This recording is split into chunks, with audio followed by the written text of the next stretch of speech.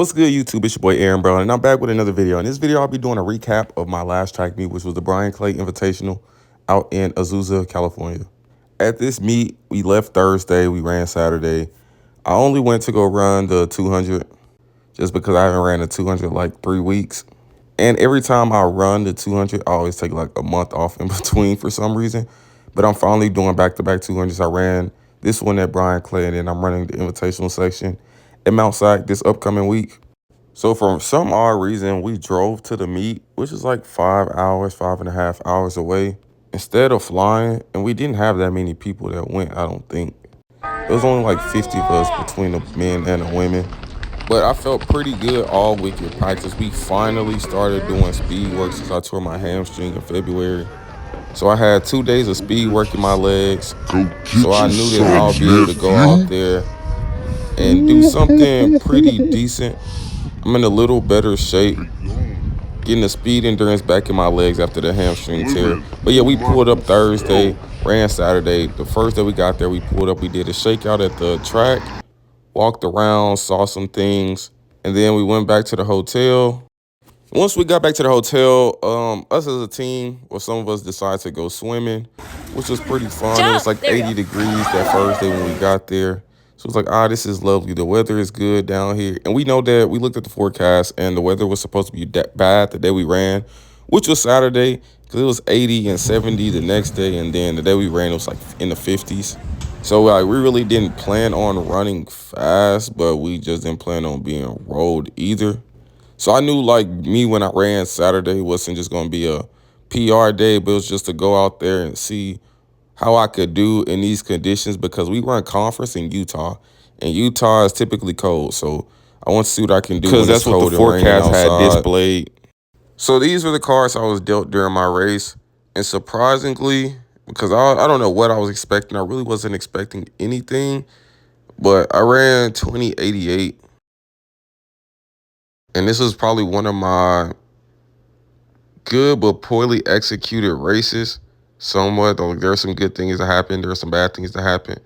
But despite the weather, like still going out there and running faster than 2090, not running 21, just goes to show that it's going to take a broken leg or something to go run 21. Like 21 is crazy now.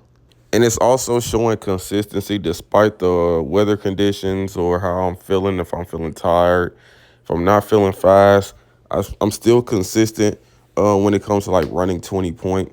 So I know like a big breakthrough is on the way.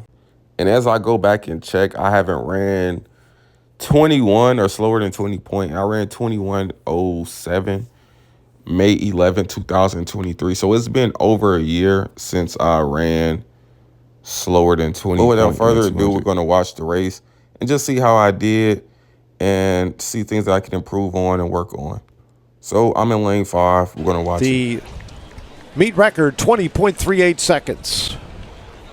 You're going to keep an eye on Paul Diduo in lane 4, bronze medalist for the U.S. at the World Indoors at Glasgow last month in the 4x4. And all 8 lanes are filled, and on the outside in 5 and 6, Dunlap from Aldous and Brown from Grand Canyon.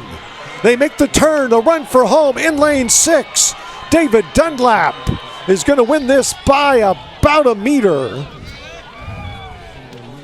So David Dunlap, 20.75 seconds and a positive win of 0.5 meters per second, Kevin. Yeah, Dunlap running for Altus. For me, this was just one of those races that even though I lost, like I controlled me losing, and I just went out there and lost. It was one of those races I just couldn't even be mad at because I knew exactly what I did wrong, and it just caused me to lose. So I wasn't really tripping because I knew it's like an easy fix. It's not like I went out there and ran a great race and then took an L. So I was like, yeah, I'll be straight. I'll be super straight. And not only that, like despite these conditions, running like just a decent race without making the big mistake that I made, I still would have ran a PR in these conditions, which just goes to show me that being one of them ones ain't easy, and people will see soon.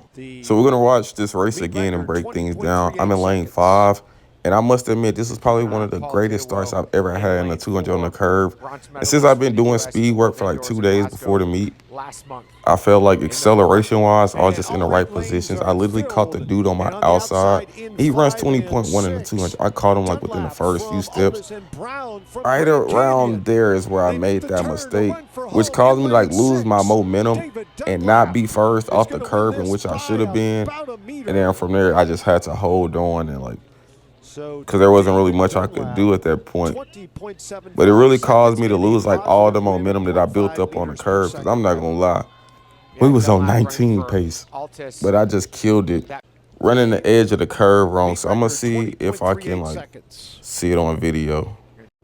I'm sitting in the blocks. I have a good block setting at this meet. Usually I just be getting down in the blocks and whatever happens. Hi, I think I had the best reaction to the gun.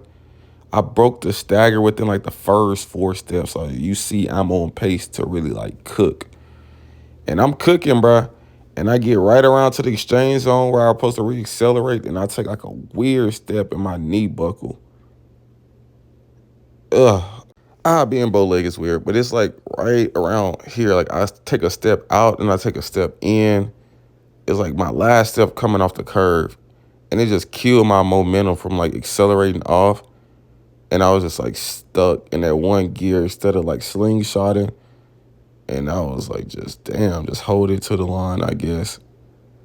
But I knew I lost the race right there within those 3 steps. And it was so bad to the fact that I literally felt like I was running on the lane on my inside when I took that step out. When I took that step in and I came back out, I thought I was running in the inside lane. The whole time I was in my lane, it was just a weird like motion. Here it is again. Just look at my foot placement on each step. But it doesn't really matter. That's why we run these early season meets, because none of these meets matter. Like from the Texas relays to the Bryan Clays to the Mount Sacks, like none of these meets mean anything. You can run fast at them. You can run slow at them. It doesn't really mean nothing. It's not until May when regionals come around and nationals come around where things start to count. So you just run these meets to like learn different things and make mistakes and then fix those mistakes when the season actually counts. You treat all of these meets like it's a prelim. You make all your mistakes in a prelim because when the finals roll around, it's time to execute, make as little mistakes as possible, and do things the right way. But that's the end of this video. That was a quick recap of my Bryan Clay Invitational 200. If there's any videos you want to see me do, comment them down below in the comments. Any videos you want to see me make, any advice you need, just drop it down below in the comments. Make sure you follow me on Instagram. It's linked in my description, and also get your Spider merch, Never Roll merch linked in the description as well. And go stream Stepsons.